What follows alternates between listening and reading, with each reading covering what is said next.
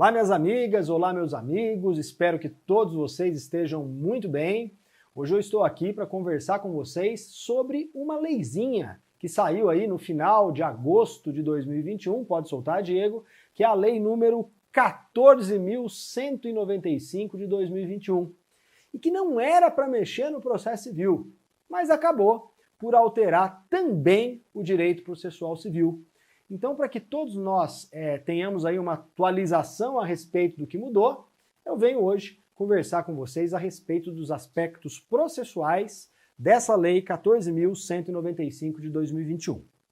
E antes de entrar na análise dos dispositivos que foram modificados, eu quero, por favor, na tela, Diego, fazer com vocês algumas considerações gerais a respeito do que está por detrás dessa lei 14.195 de 2021, tá? E você tem que saber que existe uma pesquisa que é promovida pelo Banco Mundial, né, que é uma pesquisa de verificação do desenvolvimento econômico das diversas nações que são avaliadas pelo Doing Business, que é o nome desta avaliação, né? Eles fazem esse levantamento em 190 países. E o Brasil não ocupa uma posição de destaque no Doing Business, que é um ranking dos países que têm maior facilidade no fazimento de negócios. O Brasil está na posição 124. E existe um propósito muito forte do Ministério da Economia, do Ministério da Fazenda brasileiro, que tem por finalidade melhorar o ranking do Brasil nesse hall de 190 países. E várias reformas legislativas estão sendo propostas. E uma dessas reformas legislativas veio, na tela de novo, Diego, através de uma medida provisória, que é essa medida provisória que está aí, número 1040 de 2021, que tinha por único escopo facilitar o ambiente de negócios no Brasil, para ver se o Brasil dava uma subidinha no ranking do Doing Business. Acontece o seguinte, o Doing Business não analisa apenas aspectos relacionados à abertura de empresa, tributação, fim de burocracias que impedem o funcionamento dos negócios. Ele verifica também questões relacionadas à recuperação de crédito, né? Então o pessoal do Ministério da Fazenda, do Ministério da Economia teve uma ideia. Qual foi a ideia deles? Olha, a gente tem aqui a medida provisória 1040 que trata, né, dessa facilitação do ambiente de negócios do Brasil. E essa medida provisória 1040, ela vai ter que ser submetida ao Congresso Nacional naquele rito rápido, célere, de conversão das medidas provisórias em leis, né? Que tal se a gente pedir para o Congresso, lá na conversão dessa medida provisória em lei, acrescentar algumas disposições para facilitar a recuperação do crédito, para poder acelerar o trâmite dos processos e, eventualmente, para poder mudar, à luz do que entende adequado o Doing Business, o direito processual civil brasileiro. Dito e feito, pode vir na tela, por favor. Na conversão da medida provisória, na Lei 14.195 de 2021, o legislador acabou inserindo nessa medida provisória convertida em lei um tópico sobre racionalização processual, modificando o Código de Processo Civil à luz das diretrizes estabelecidas dentro do Doing Business, né? Qual que é o nosso problema, entretanto? Pode voltar aqui comigo, Diego. O grande problema é que nós temos, a partir dessa operação, de aproveitar uma medida provisória para mudar o Código de Processo Civil, uma enorme discussão sobre, pode vir aqui, a constitucionalidade dessa Lei 14.195 de 2021, especialmente, né, desse capítulo que envolve aí esse tópico sobre racionalização processual. E eu te explico por quê. Porque, primeiro, existe um dispositivo da Constituição Federal, que todos os senhores conhecem, que é o 62, parágrafo 1º, que estabelece a vedação de medida provisória em matéria processual. Então, consequentemente, como eu estou falando da conversão de uma medida provisória em lei, a vedação não persistiria, porque por via oblíqua eu estou colocando numa medida provisória uma matéria que é vedada de ser tratada numa medida provisória, né? Mas não é só isso. Pode voltar na tela de novo. O Supremo Tribunal Federal, desde o julgamento da ADI número 5127, cujo relator para o acórdão foi o ministro Edson Fachin, entendeu que é vedada a inserção de assuntos estranhos à medida provisória no processo legislativo de conversão da medida provisória em lei. Né? O que o Supremo disse no julgamento dessa ADI 5127, basicamente foi o seguinte: o que foi feito de errado até agora, por uma questão de segurança jurídica, preservação dos atos já praticados, eu vou admitir. Mas a partir de agora, 2015, 2016, eu não admito mais que o legislador infraconstitucional insira no âmbito de medidas provisórias assuntos não relacionados à própria medida provisória originária, né? A ideia do Supremo Tribunal Federal foi a de preservar a boa-fé do processo legislativo, o devido processo legislativo.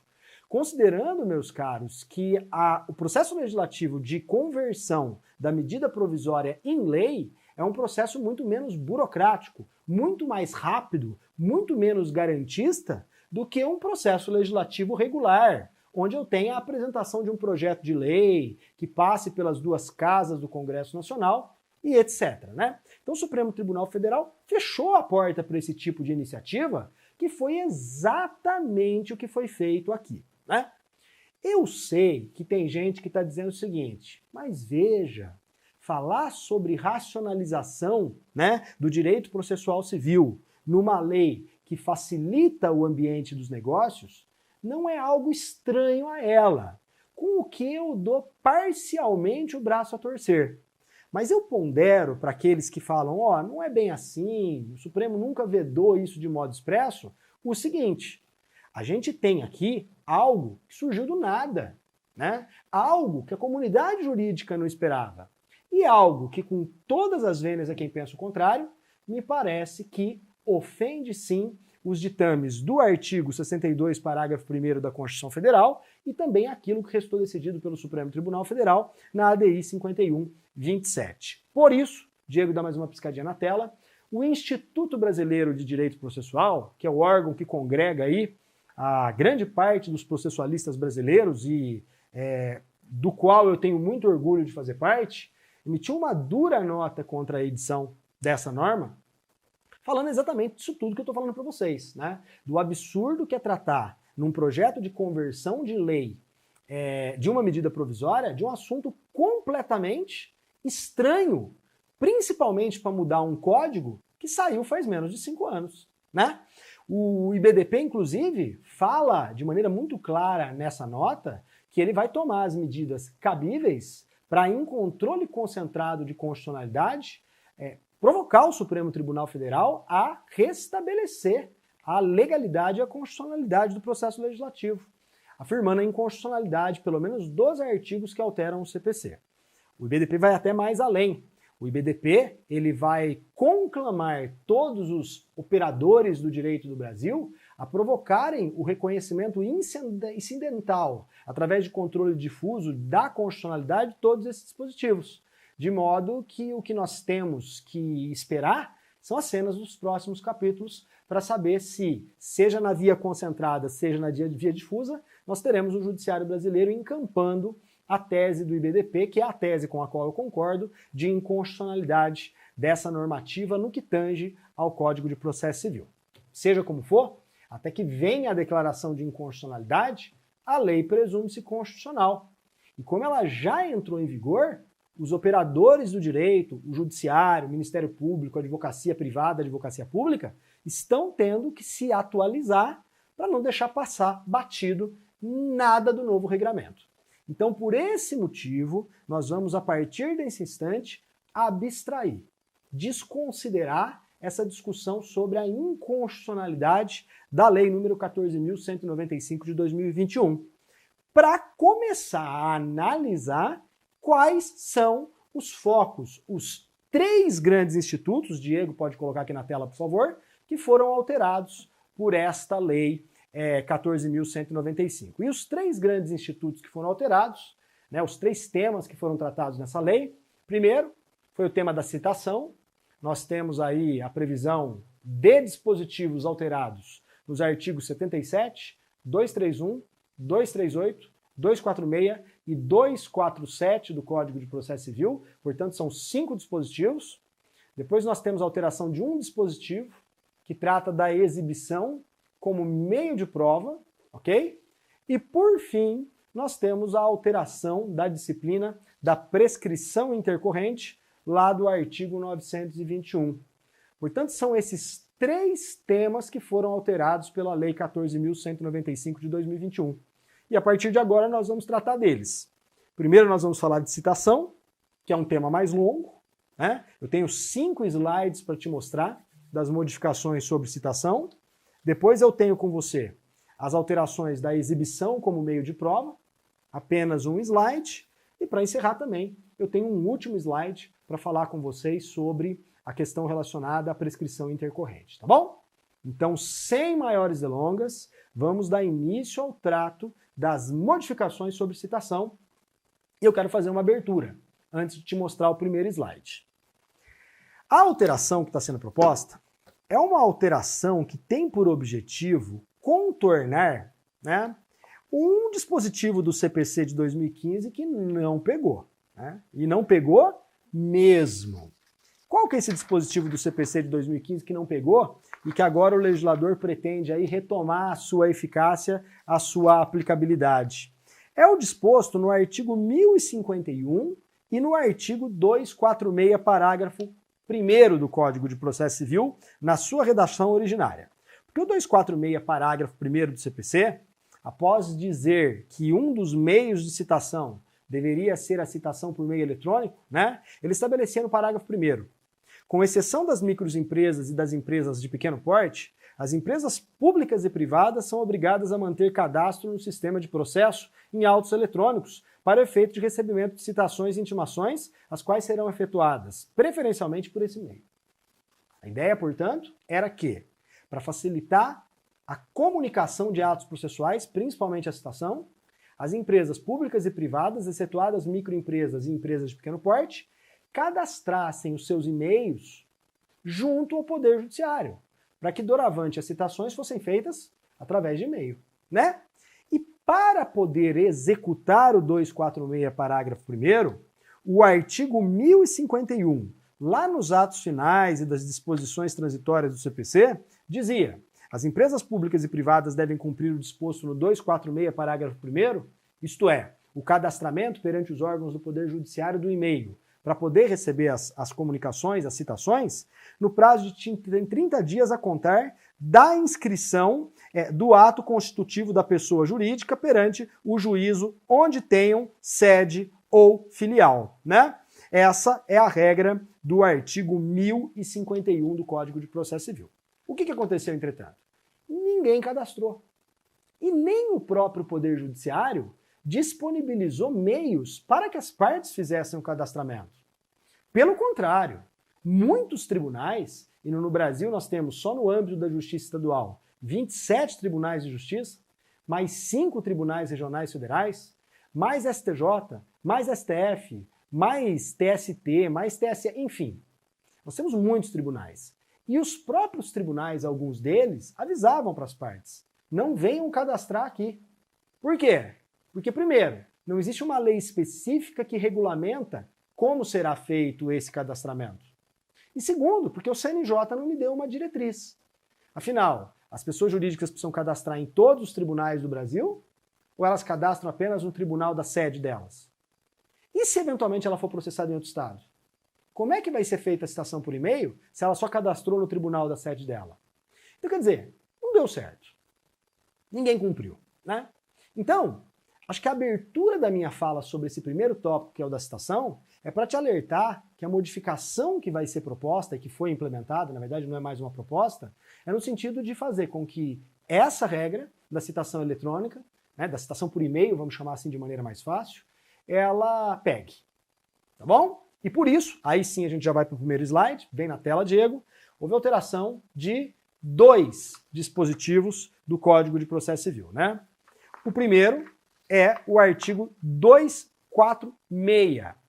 E o artigo 246 do Código de Processo Civil vai ser alterado para dizer que a citação será feita preferencialmente por meio eletrônico no prazo de 2 dias úteis contado da decisão que há determinar por meio dos endereços eletrônicos indicados, né, pelo citando, no banco de dados do Poder Judiciário, conforme regulamento do Conselho Nacional de Justiça, que, portanto, vai ter que trabalhar para implementar essa modificação. Pode continuar na tela, Diego. Atentem os senhores que todos os incisos que antes constavam do 246, que falavam que a citação será feita pelo correio, por oficial de justiça, pelo escrivão, por edital, ou inclusive por meio eletrônico, conforme regulado em lei, aliás, que nunca veio, né? Eles foram substituídos por um dispositivo que contempla, na verdade, a regra geral do sistema. A regra geral do sistema é que a citação será feita por meio eletrônico, né? Conforme o regulamento que o Conselho Nacional de Justiça vai editar. É evidente que aqui houve uma autorização para que o Conselho Nacional de Justiça ocupasse um espaço que no regime revogado, de acordo com o 246, inciso 5º, era um espaço da lei. Antes, para regulamentar a citação por meio eletrônico, imaginava-se uma disciplina normativa própria. Agora o próprio legislador diz, não, quem vai deliberar como que vai ser feito esse cadastramento é o próprio Conselho Nacional de Justiça. E espera-se, roga-se, que crie-se um cadastro único, né? Um cadastro único que sirva para todo o Poder Judiciário. Mas houve mais alguma alteração para forçar essa implementação da citação eletrônica? Pode vir na tela, Diego. Teve no 247. Porque o 247, a fim de corroborar o regramento do 246, vai dizer para a gente, de novo, que a citação será feita como regra no Brasil por meio eletrônico ou por correio para qualquer comarca do país. E aí, ele estabelece as exceções, que na verdade são as mesmas do regime revogado, né? Não vai ser feito nem por meio eletrônico e nem por correio, por uma questão de preservar a segurança jurídica. Primeiro, as narrações de Estado. Sempre tem que ser citação por oficial de justiça, ou eventualmente citação por hora certa, por edital. Segundo, quando o citando for incapaz. Você não sabe se o incapaz vai acessar o e-mail ou o correio. Terceiro, quando o citando for pessoa jurídica de direito público, e aqui eu faço um destaque, as pessoas jurídicas de direito público, como regra, são citadas por um modelo de citação em portal. Existe um portal próprio em que o Poder Judiciário se comunica com elas. Não é um mero e-mail, como vai acontecer com as demais pessoas jurídicas, né? Então aqui é um método de citação eletrônico distinto. É o método de citação eletrônico por portal, e não por e-mail, como apregou aqui a nova legislação. Pode voltar na tela. Também não vai haver citação por correio, quando o citando residir em local não atendido pela entrega domiciliar de correspondência, ou quando não tiver, por exemplo, energia elétrica, porque afinal de contas ele não vai ter e-mail, né? Ou quando o autor justificadamente a requerer de outra forma. Então, esse é o primeiro bloco de modificações que eu queria apontar para vocês, né? Mas posso, de imediato, passar para o segundo bloco de modificações, que é o bloco em que eu vou conversar com vocês como, afinal de contas, vai ser feito esse cadastro. Primeiro, vamos deixar uma coisa clara. Ninguém sabe muito ao certo como que as pessoas jurídicas vão fazer esse cadastro, né, perante o Banco Nacional de Dados do Poder Judiciário. E por que ninguém sabe muito bem?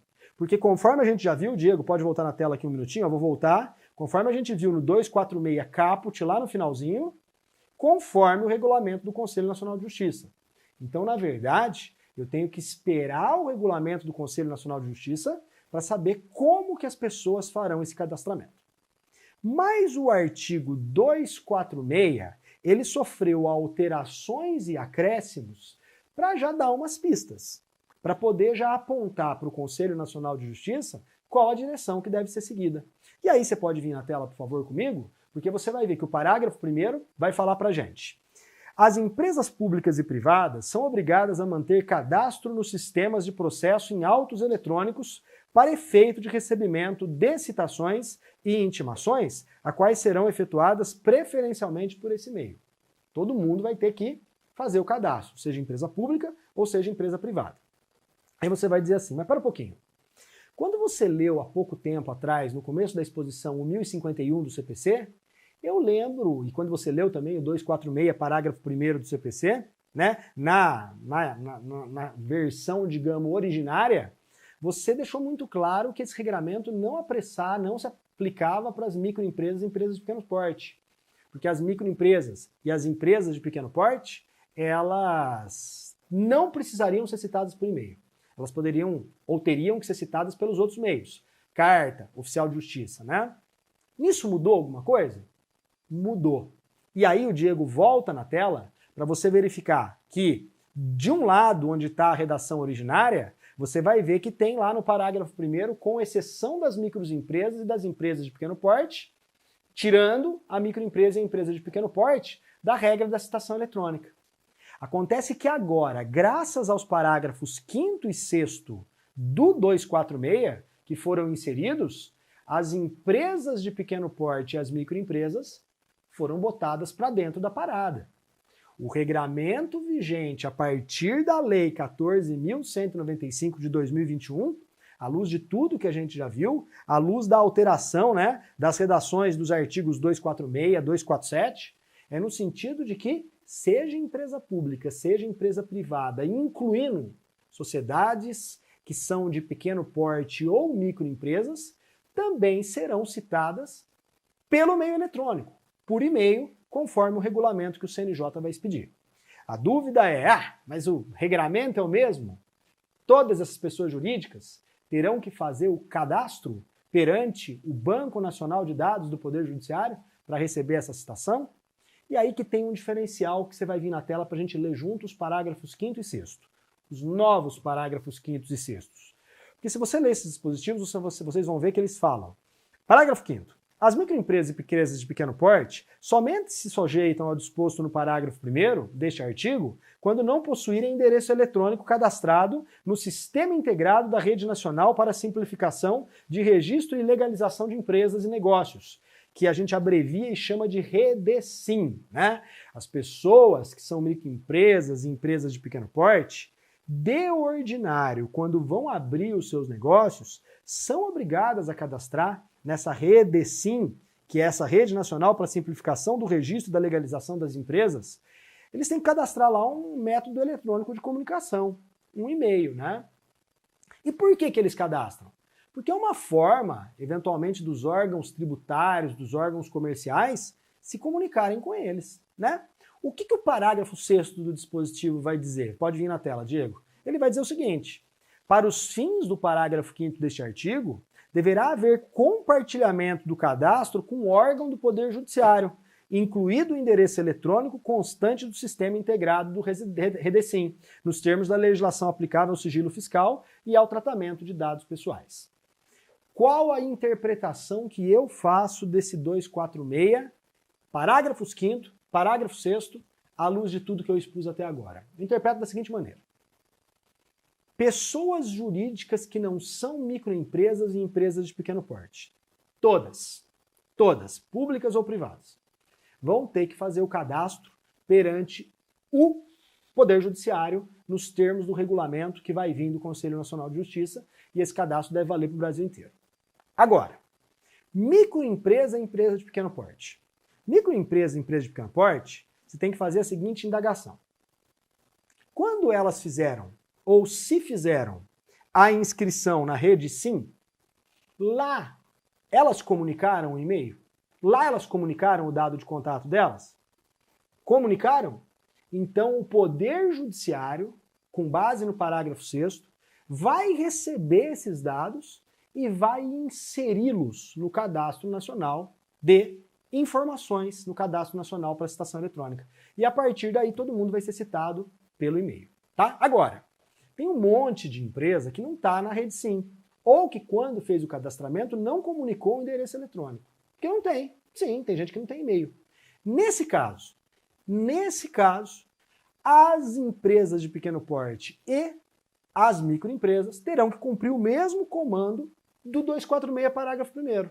Ou seja, terão que se cadastrar perante o Banco Nacional de Dados do Poder Judiciário para fins de receber a citação eletrônica. Não há, portanto, como escapar, né?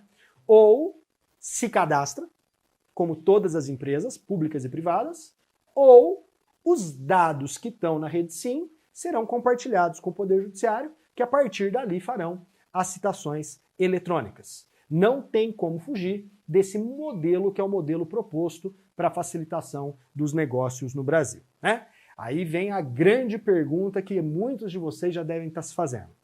Mas, Gajardoni, e se a empresa, pública, privada, microempresa, empresa de pequeno porte que não tem os dados na rede SIM, não se cadastrar? Existe alguma consequência? Né? Vem na tela, você vai ver que houve uma alteração no artigo 77 do CPC, que fala dos deveres das partes e dos procuradores no processo. E o 77, quando ele fala dos deveres, agora ele ganhou um novo inciso. E o novo inciso é: as partes e os procuradores deverão informar e manter atualizados seus dados cadastrais perante os órgãos do Poder Judiciário e, no caso do parágrafo 6º do artigo 246 do Código, né, que é o que fala das empresas de pequeno porte, das microempresas, da rede SIM, esses dados deverão ser mantidos atualizados, inclusive, perante os órgãos da administração tributária para recebimento de citações e intimações. Então não resta dúvida que todo mundo vai ter que se cadastrar. E que todo mundo que não tiver cadastro e que eventualmente não tiver na rede SIM, vai descumprir doravante um dever processual que está regulamentado no artigo 77 do CPC. A única falha legislativa desse dispositivo é que esqueceram de dizer a sanção. Ou seja, eu tenho um dever sem sanção. Dever sem sanção, desculpa, é conselho, não é dever.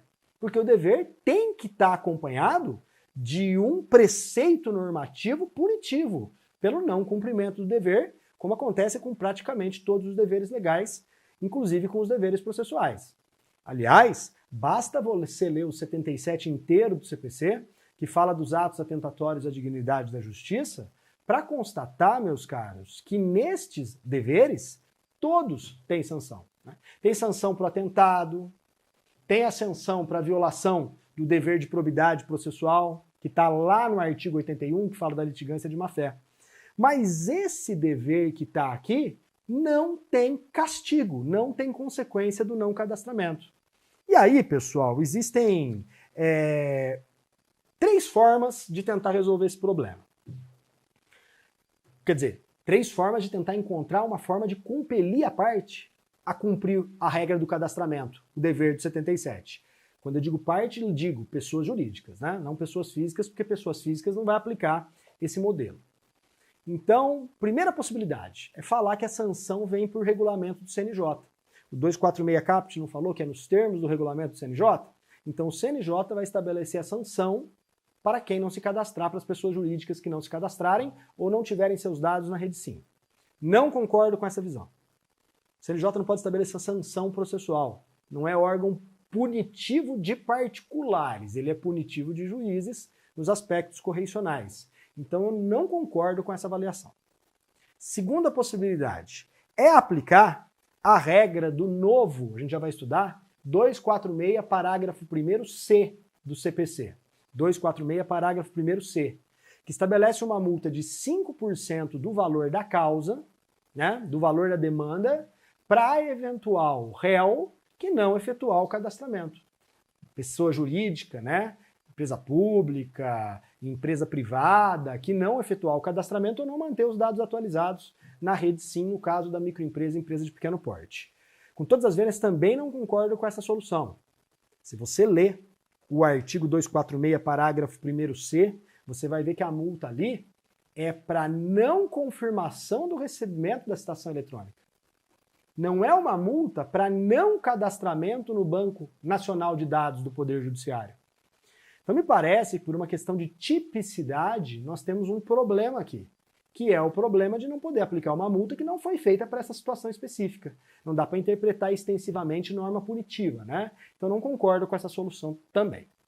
A solução que eu vislumbro, que é a terceira, à luz dessa falha legislativa enorme, que estabeleceu um dever sem a correspondente sanção, é a de aplicar o artigo 81 do CPC, 80 e 81. É a única saída que eu vejo. O juiz, no processo, não vai conseguir fazer a citação eletrônica porque a pessoa jurídica não fez o cadastramento ou não manteve o nome atualizado na rede SIM.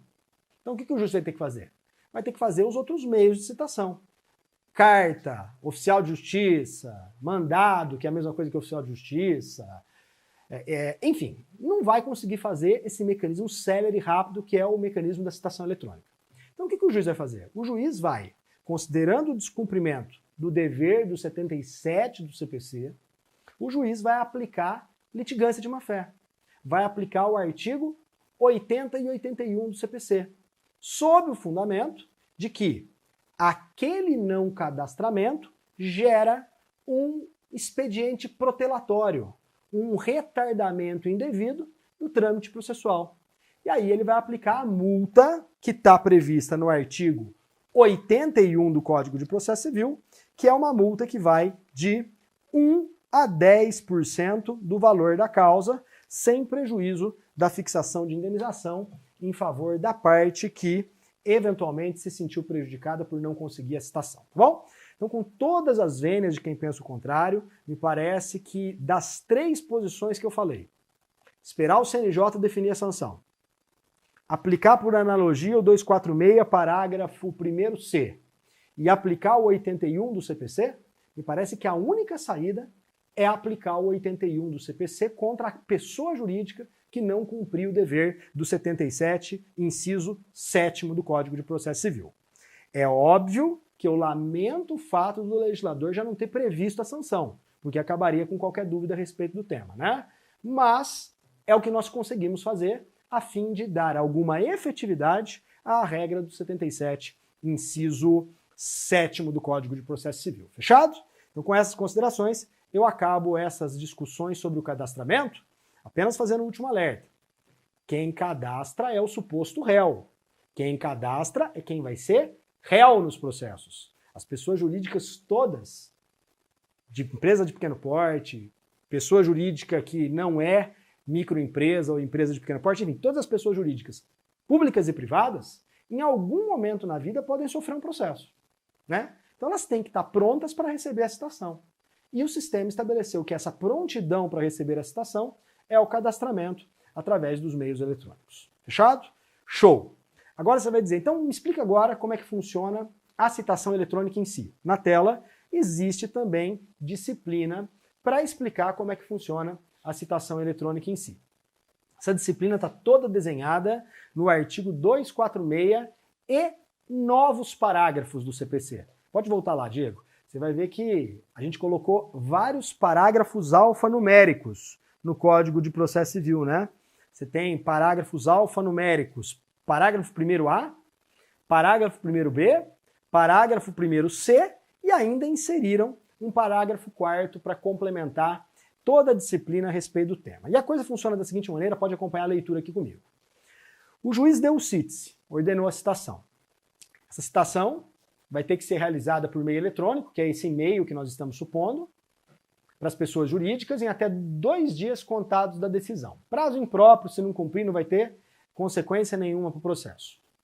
Então a pessoa jurídica vai receber o e-mail e o parágrafo 1º-A estabelece o seguinte, olha, a ausência de confirmação desse e-mail pela pessoa jurídica, no prazo de 3 dias úteis, por favor, hein? 3 dias úteis porque isso é prazo processual. Contados do recebimento da citação eletrônica, implicará na realização da citação pelos demais métodos. Que demais métodos? Correio, oficial de justiça, escrivão ou edital. Atenção aqui, Diego. Não haverá como há, lá no artigo 5º, parágrafo 3º, da Lei 11.419 de 2006, que é a Lei do Processo Eletrônico, presunção de citação. No processo eletrônico, quando você recebe uma intimação eletrônica, a lei estabelece 10 dias corridos para você abrir a intimação eletrônica. Se você não abre a intimação eletrônica, começa a contar o prazo. Ou seja, existe intimação por presunção eletrônica. A citação não.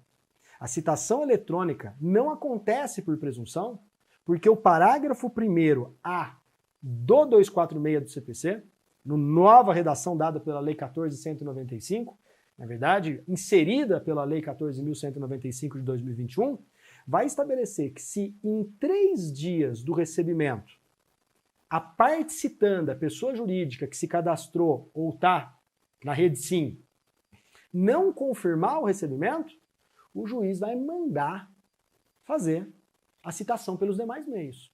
Porque a consequência de você não responder uma citação é muito grave, é revelia. Então você não pode ter presunção de realização do ato com um ato tão importante como é a citação do réu para o processo. Feito?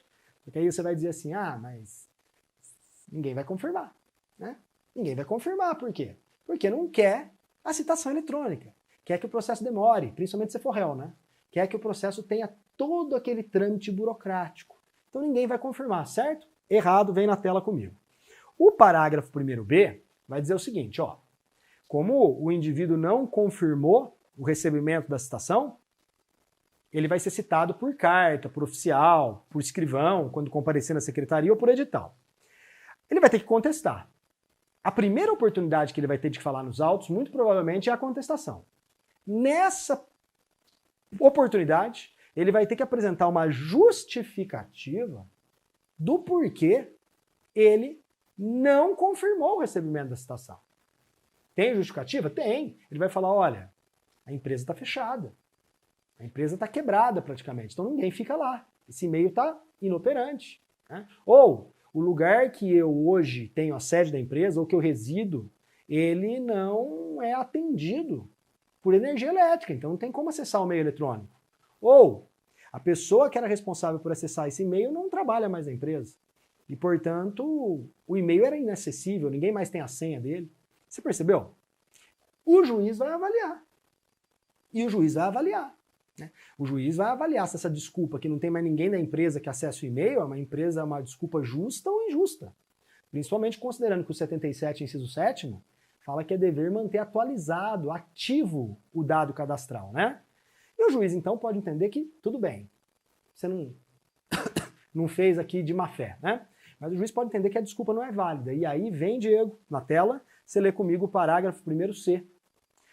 Considera-se ato atentatório à dignidade da justiça, passível de multa de até 5% do valor da causa, deixar de confirmar no prazo legal sem justa causa o recebimento da citação recebida por meio eletrônico.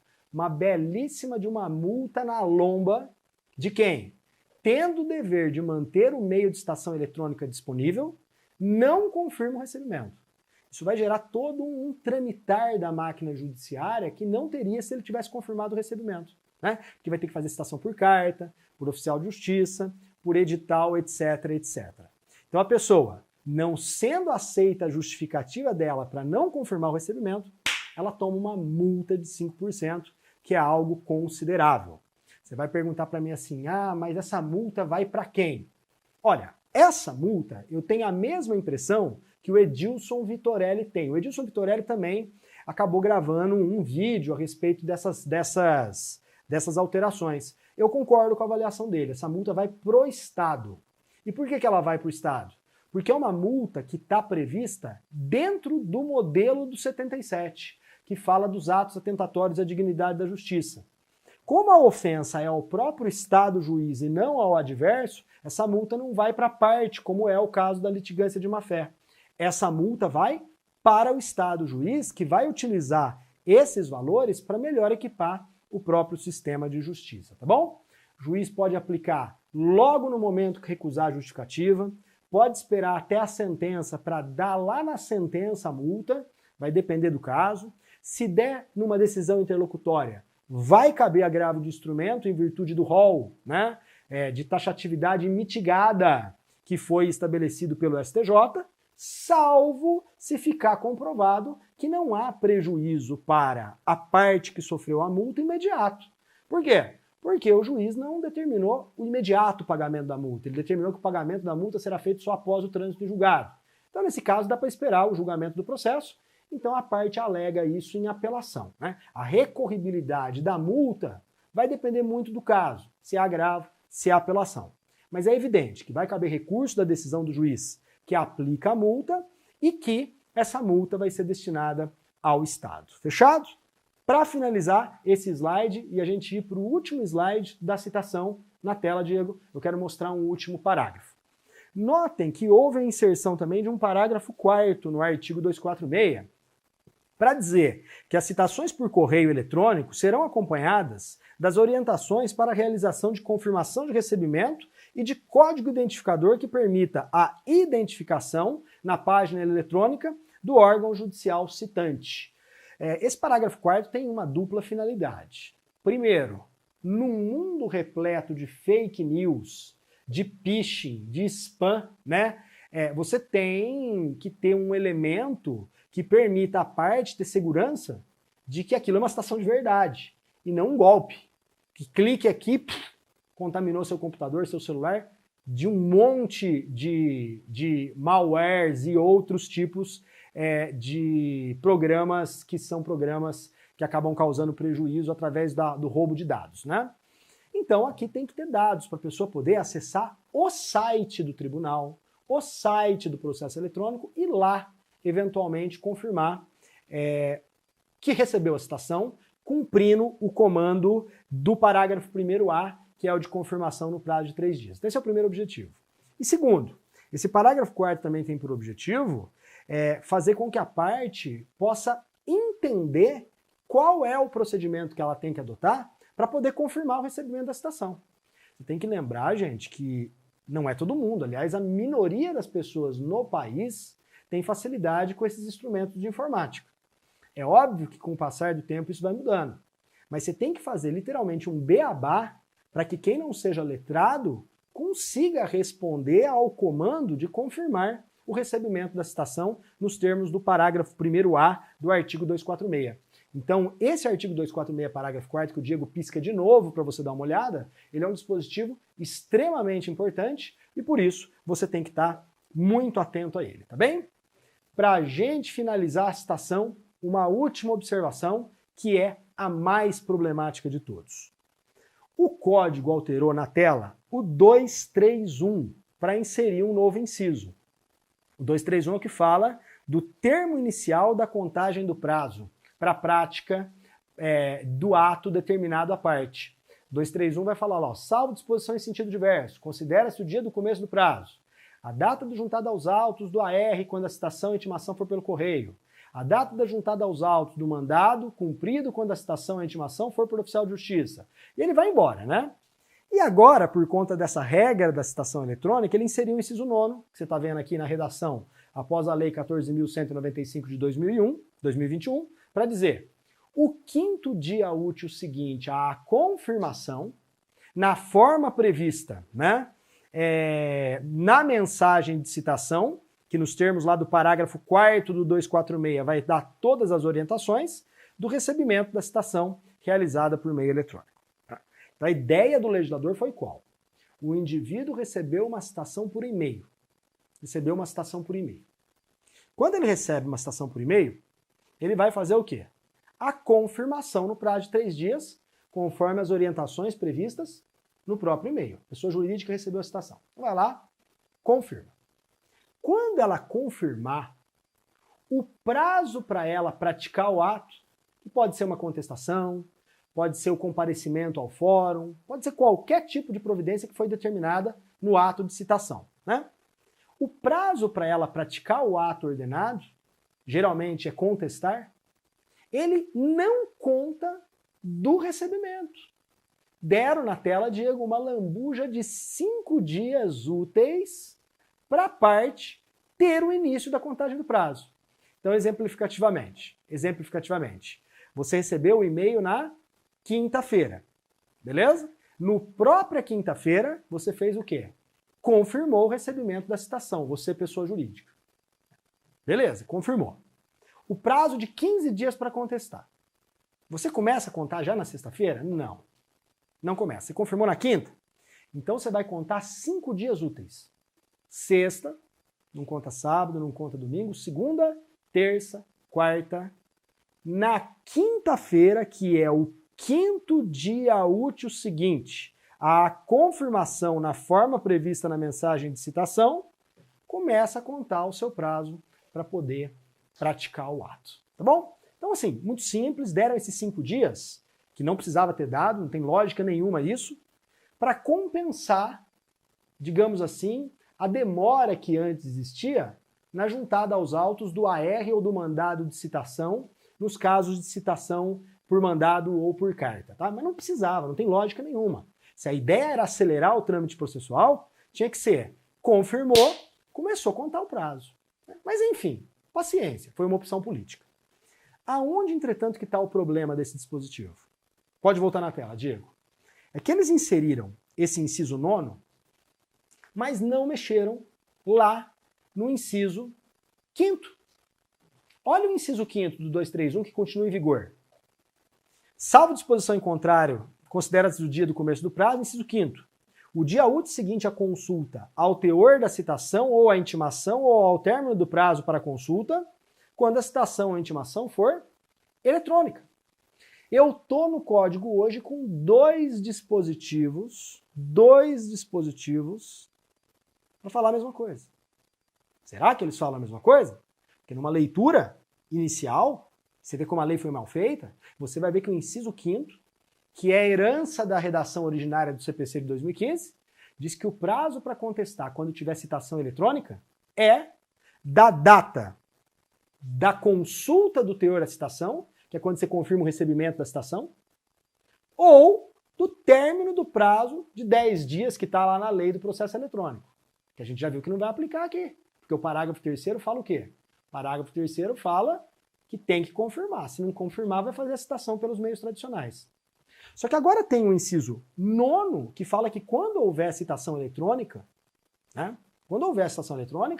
o prazo começa a contar no 5º dia após o recebimento, a consulta da citação eletrônica. Como compatibilizar? Eu confesso para vocês que no primeiro momento que eu li o dispositivo, eu falei, baita caca legislativa.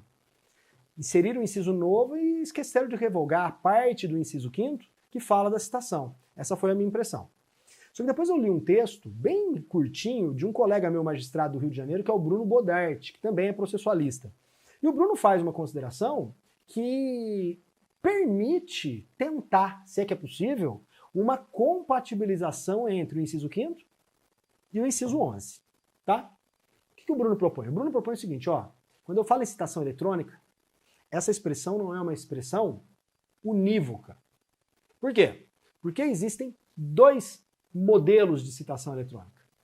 Existe um modelo de citação eletrônica por portal, que é o modelo que as pessoas jurídicas de direito público são citadas, que é um sistema interno de comunicação delas com o Poder Judiciário.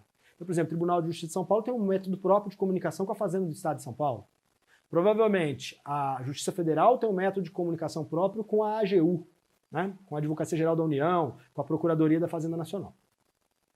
Quando se tratar, não intimação por e-mail, citação por e-mail, mas sim citação por portal eletrônico, na tela, Diego, é a regra do 231, inciso 5º.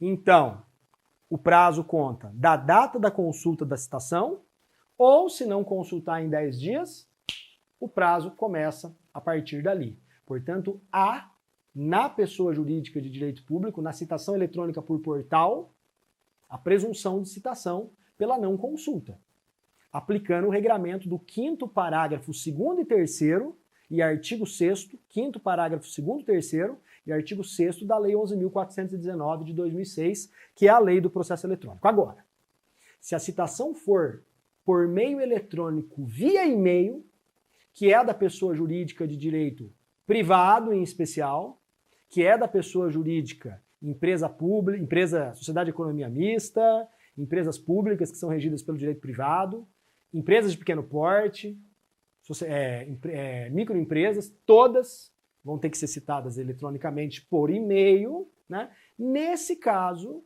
a gente vai aplicar na tela o inciso 9º. E, portanto, o prazo, primeiro, não tem presunção de citação, e segundo, o prazo para contestar, para praticar o ato, é o 5º dia útil seguinte à confirmação. Então eu acho que, apesar da caca legislativa aqui, dá para arrumar. E eu vou arrumar desse jeito. Inciso 5º, citação por meio eletrônico por portal. Inciso 9, citação, falei 11 aquela hora, né? Inciso 9, citação por meio eletrônico, por e-mail. Fechado? Portanto, são termos iniciais diferentes, a depender do tipo de citação eletrônica. Senhores, com estas considerações, eu acabo o primeiro dos temas, era o maior deles, sobre as alterações que foram implementadas pela Lei número 14.195 de 2021.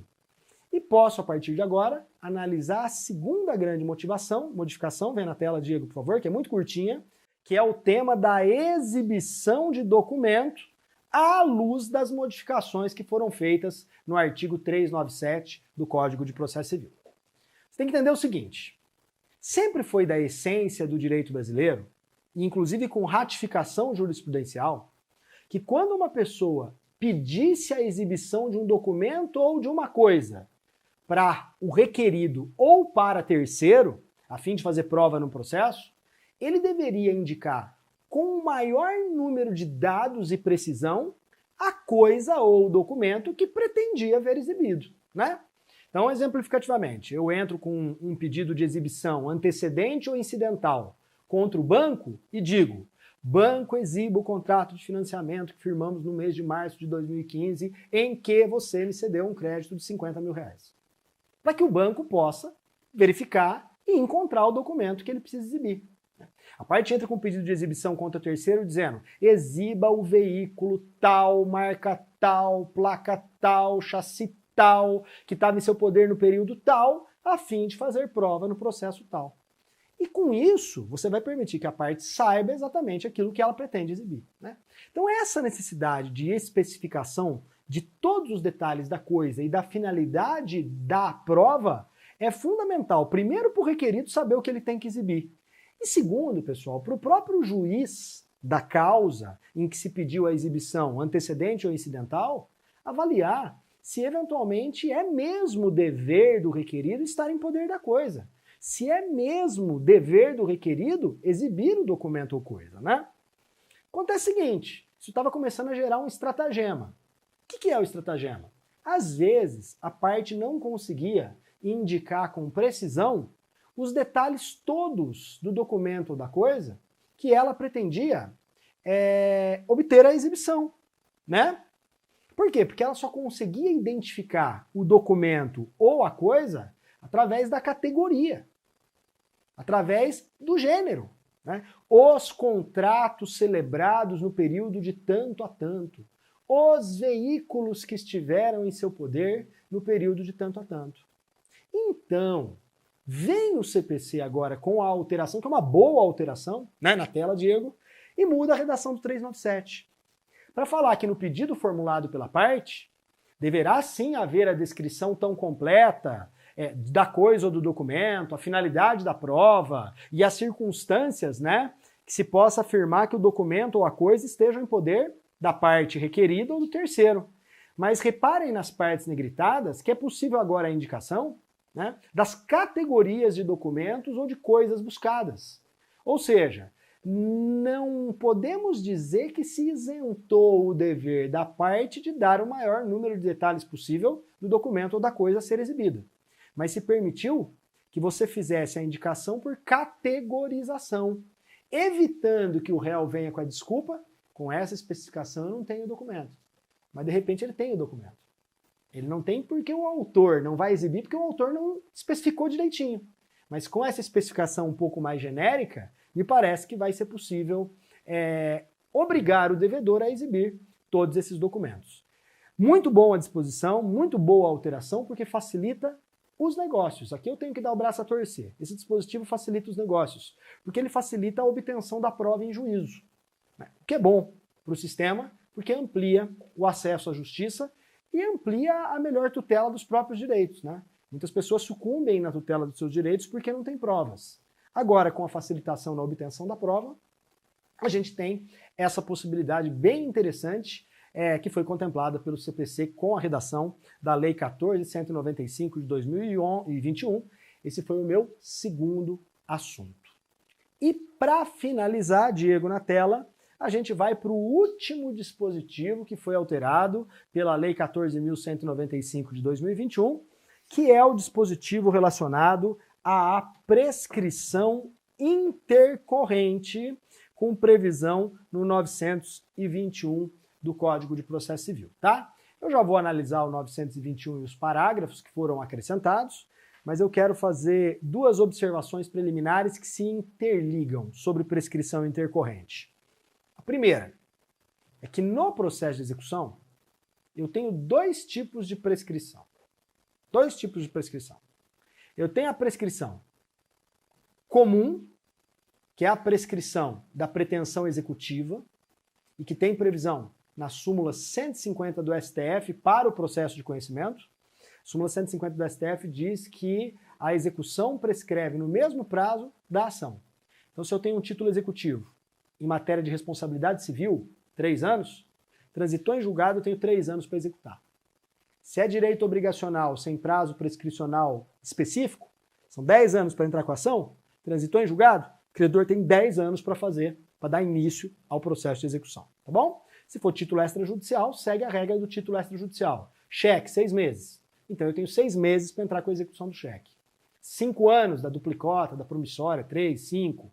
3 anos, 5 anos para entrar com a duplicata ou com a promissória, com a execução dela, tá bom? Então esse é o primeiro tipo de prescrição da execução, prescrição da pretensão executória. Mas existe um segundo tipo de prescrição, que é a tal da prescrição da pretensão executória intercorrente. Prescrição da pretensão executória intercorrente, que é a ocorrência da prescrição pelo mesmo prazo da prescrição da pretensão executória, pelo fato do processo ficar sem conseguir localizar o devedor ou os bens que estão sujeitos à execução. Entenderam meu raciocínio? Quer dizer, eu tenho uma situação em que existe o crédito, o credor deu início à fase de execução no prazo legal, mas o processo, por não localizar o devedor ou por não haver bens que possam ser penhorados, não alcança o resultado final. Então essa é a primeira observação dos dois modelos de prescrição. E aí vem a segunda observação que é interligada a essa primeira. A gente tem que entender que a prescrição da pretensão executória intercorrente não tem nada a ver com a inércia do credor. O credor pode até não estar inerte, o credor pode estar até tentando receber. Mas o problema é que o credor não localiza o devedor ou não localiza bens penhoráveis. Então, para resolver um problema do judiciário, que é o altíssimo índice de inefetividade da execução, altíssimo índice de congestionamento do Poder Judiciário, o legislador estabeleceu que, olha, se o processo, pelo prazo da prescrição do título, súmula 150 do STF, ou a própria previsão da prescrição do título extrajudicial, ele ficar parado porque, ou você não achou o devedor, 2, ou não achou bens do devedor, e eu sei que você está correndo atrás, mas paciência, vamos reconhecer a prescrição da pretensão executiva intercorrente, e nisso o juiz pronuncia a extinção da execução, como diz o 924. O 924, inciso 5º do CPC, que você deve estar dando uma olhada aí, ele vai dizer para a gente que o juiz pronunciará a prescrição intercorrente e julgará extinta a execução. Ponto final, pedra no sapato. Credor, sorry, o senhor não vai receber porcaria nenhuma. E, judiciário, parabéns para você, porque você se livrou de um processo que está amontoando a fila aí, tá bom? Acontece que a forma como a prescrição era tratada no CPC de 2015, a prescrição intercorrente, era meio confusa. Aliás, era bastante confusa.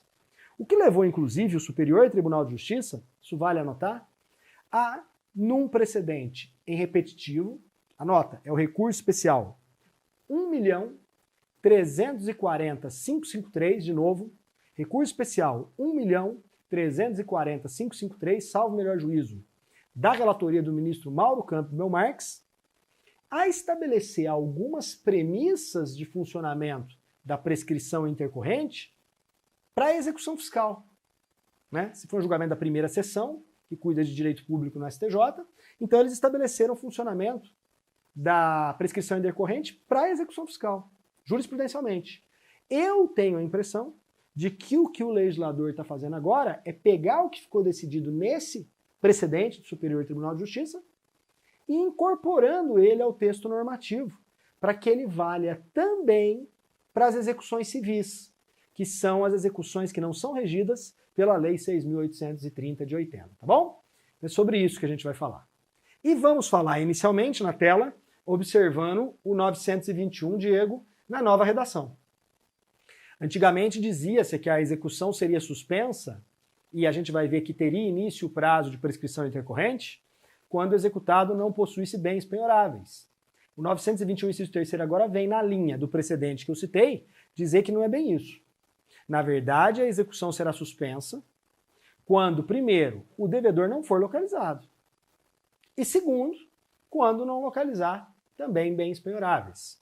Porque são esses dois fatores, acoplados ao decurso do prazo da prescrição do título, que vão levar à prescrição intercorrente, à extinção da execução, que, repito, não tem nada a ver com a inércia do credor, tá bom? Então esse é o primeiro dispositivo que eu queria te mostrar. O que mudou, apenas para esclarecer. Agora, o que mudou muito importante na tela é o parágrafo 4º do dispositivo.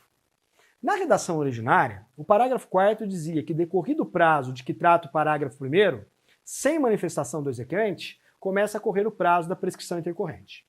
O que diz o parágrafo 1º do 921? Ele fala que, uma vez suspensa a execução, ficaria suspensa também, por um prazo de 1 ano, a prescrição da pretensão executiva intercorrente. Em outras palavras, ele dizia, olha, o juiz suspendeu a execução porque não achou bens do devedor. Redação originária do parágrafo 1º do 921. Suspende por 1 ano e depois do decurso do prazo de 1 ano, volta a correr a prescrição. Só que isso gerava uma verdadeira bagunça. Porque você não tinha noção de quando começava exatamente a contar o prazo prescricional. Então, por exemplo, você tem um caso que o título prescrevia em 5 anos. O juiz suspendia a execução. Pela regra do parágrafo 1º, durante 1 ano, não corria a prescrição. Mas acabava esse prazo de 1 ano, automaticamente, diz o parágrafo 4º, começava a contar os 5 anos para localizar o devedor ou os bens penhoráveis. Se eventualmente não localizasse o devedor ou os bens penhoráveis nesse prazo de 5 anos, depois do primeiro 1 ano de suspensão da prescrição, como diz o 921, parágrafo 1º, você tinha a prescrição intercorrente. Tá bom? Só que eu repito, o problema é que da transição do 1 ano de suspensão para os 5 anos, 3 anos, 4 anos, pelo prazo de prescrição do título, você tinha um gap sem previsão normativa. Então vem agora, para acabar com qualquer dúvida do valendo, a nova redação na tela, Diego, do parágrafo 4º, e a nova redação do parágrafo 4º vai dizer o seguinte: o termo inicial da prescrição no curso do processo será a ciência da primeira tentativa infrutífera de localização do devedor ou de bens penhoráveis. E será suspensa por uma única vez, isso é relevante, pelo prazo máximo previsto, atenção de novo relevante, prazo máximo previsto no parágrafo 1º deste artigo. Então olha como ficou agora e como ficou mais claro.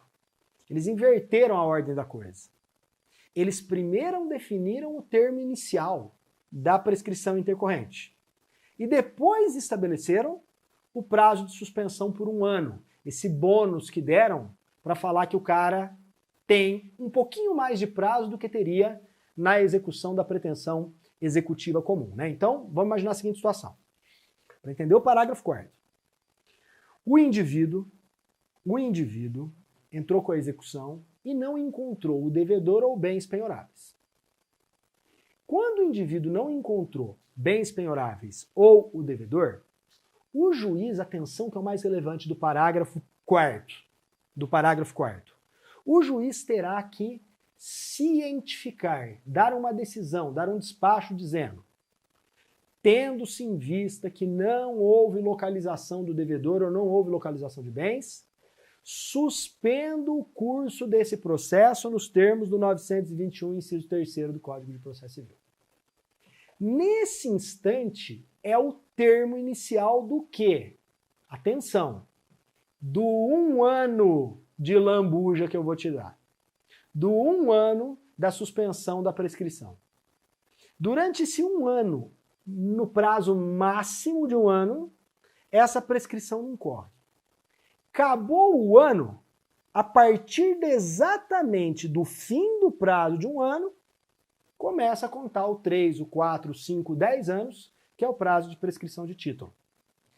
Repara que enquanto não houver essa intimação, essa cientificação, diz o parágrafo 4º, que vai depois ser repetida lá, né, no parágrafo 5º, né, diz no parágrafo 4º, e depois vai ser repetida lá no parágrafo 5º, não, no parágrafo 6º, vai ser repetida no parágrafo 6º, não começa a contar o prazo da prescrição intercorrente. Então agora vai ter um pontapé inicial, que é uma coisa que não tinha no sistema anterior. Porque no sistema anterior, o que acontecia é que você nunca sabia quando começava o prazo de um ano. Agora tem que ter expressamente uma intimação do credor de que, ó, suspendeu. Então um ano de lambuja, depois automaticamente conta o prazo de 3, 4, 5 anos, a depender do título executivo. Aí você vai falar assim, ah, Gajardoni, mas espera aí. Eu estou lendo aqui, volta na tela, Diego. O termo inicial da prescrição no curso do processo será a da ciência da primeira tentativa infrutífera de localização do devedor ou de bens penhoráveis. Atenção! E se eu depois pedir novas diligências para localizar bens do devedor ou localizar o devedor? Recomeça o prazo? Não recomeça. É da primeira. Na primeira tentativa de localizar o devedor ou não localizar bens, começou, o juiz suspendeu a execução, notificou, publicou no Diário Oficial, o credor está sabendo?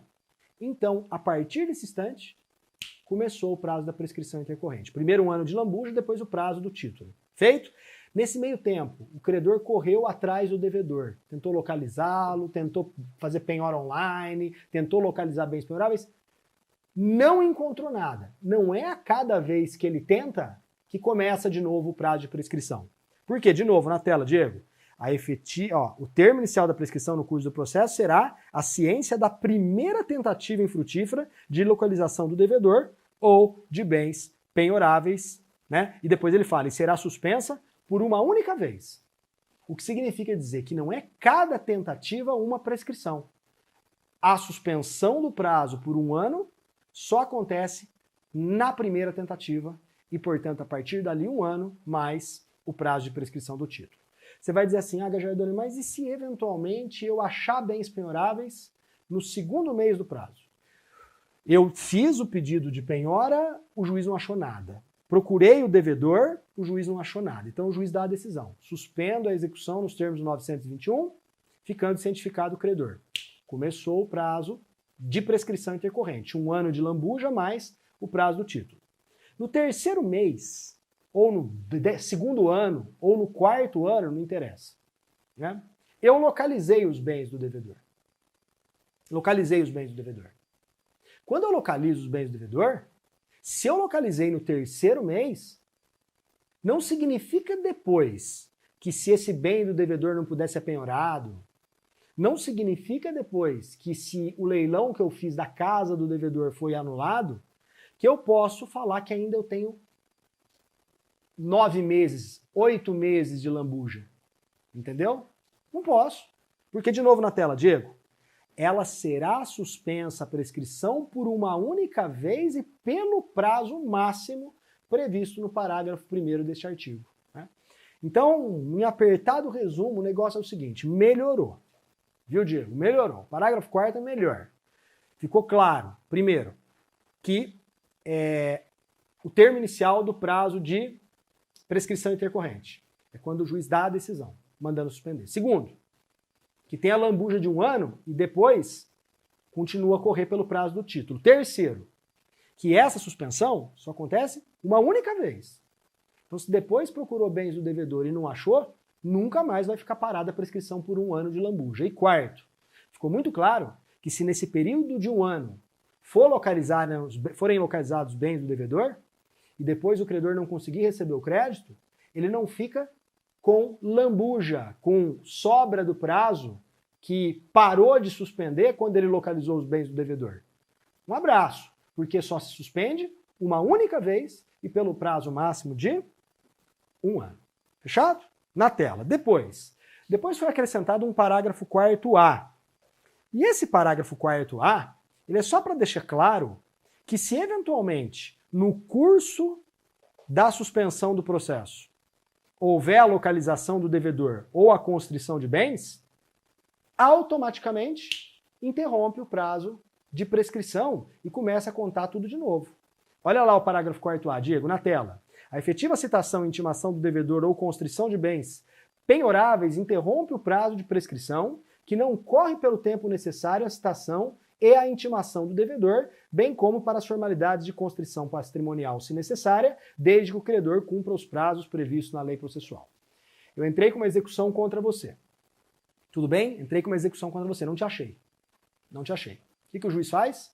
921. Suspenda-se a execução, ficando neste ato notificado o credor. Suspendeu, 1 ano de lambuja do prazo prescricional, depois eu acrescento o prazo de prescrição do título. Tá bom? Então tá suspenso, eu não te localizei. Passou 1 ano, passou 2 anos, passou 3 anos, passaram-se 3 anos, né? Não passou, passaram-se. Te localizo e te cito. Quando eu te cito, interrompeu a prescrição. Começa a contar de novo o prazo do título. 4, 5, 6 anos. Não tem mais a suspensão. Aquela lambuja de 1 ano do parágrafo 1º do 921. Mas tem o quê? Mas tem a possibilidade do prazo recomeçar. E por quê? Porque é da essência e da tradição do brasileiro, do direito brasileiro, que a citação do devedor ou a localização de bens que até então não tinham sido localizados permitam a sobrevivência da pretensão cognitiva ou executiva. Então vamos supor que está na véspera de prescrever. Não localizei o devedor. Não localizei bens. 4 anos, vai dar 5. Vai prescrever, né? Aí eu localizo o devedor, cito o devedor. Ou eu acho os bens penhoráveis do devedor. Gente, você não pode ter só mais 1 mês e meio, 1 ano para o credor executar. Não. Eu, na verdade, interrompo a prescrição e começo a contar tudo de novo, o prazo de 5 anos que eu tinha. Porque houve o fato interruptivo da prescrição estabelecido no parágrafo 4º, que é a citação do devedor, ou a intimação do devedor, ou a localização de bens penhoráveis, tá bom? Depois, na tela, parágrafo 5º. Parágrafo 5º também, à luz daquele precedente do Superior Tribunal de Justiça, estabelece 2 regrinhas para deixar bem claro. Primeira regra que ele estabelece aqui é que o juiz pode pronunciar prescrição intercorrente de ofício, né? Poder pronunciar de ofício não significa poder pronunciar sem ouvir as partes. Então, depois que teve o prazo de 1 ano de suspensão, mais o prazo de prescrição de títulos, 4, 5, 6, 10 anos. Vem uma certidão do juiz do cartório dizendo o seguinte, ó, certifica do OFEC que depois de 10 anos nada foi localizado, nem o devedor foi localizado.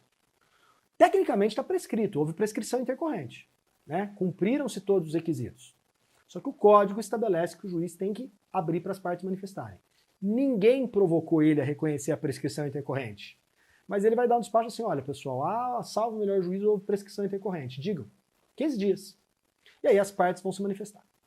Pode ser que as partes aleguem que não houve, que ele errou a conta, que a prescrição do título é outra, que houve um fato interruptivo ou suspensivo da prescrição no âmbito extrajudicial. Tem N alegações. Depois o juiz decide. Agora, na tela, se o juiz decide, depois de ouvir as partes, não haverá condenação de quem quer que seja em custas e honorários. Por quê? Gente, porque o credor não é culpado pela execução extinta. Não é culpado por quê? Porque ele foi atrás da execução, ele é o credor. Só vai ser extinto porque não achou o devedor ou os bens. Não é justo que ele pague honorários, despesas outras além do prejuízo que ele já teve, em favor do réu. E o réu também não tem culpa.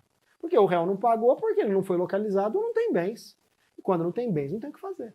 Então, acaba-se uma dúvida jurisprudencial de quem é o responsável pelo pagamento dos honorários nos casos em que há prescrição intercorrente. A resposta da lei é ninguém.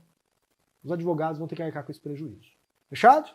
Para finalizar, na tela, Diego, 2 últimos parágrafos. O parágrafo 6º estabelece que a alegação de nulidade quanto ao não cumprimento desses parágrafos aí, ela somente será conhecida se tiver comprovação do prejuízo, que é a regra tradicional do CPC. Mas ele faz uma ressalva.